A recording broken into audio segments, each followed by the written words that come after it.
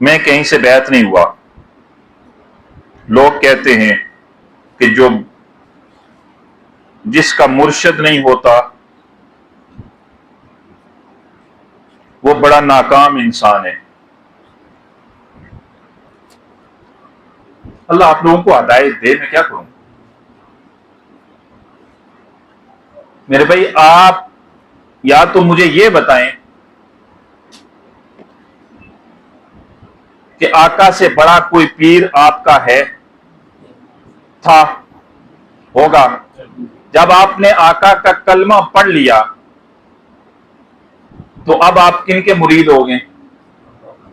आका करीम नबी रहमत सल्लल्लाहु अलैहि वसल्लम उनके मुरीद हो गए जिनका रोजा मुबारक, जिनकी कब्र मुबारक मदीना में है। फिर किसी और की जरूरत पड़ती है?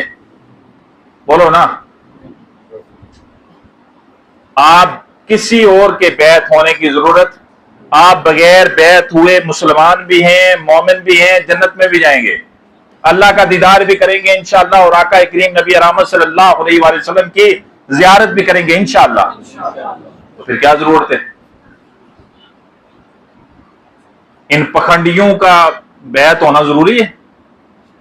जो आपसे नजराने लें, जो आपसे चढ़ावे लें, जो आपसे पैसे लें, आप ना दें तो वो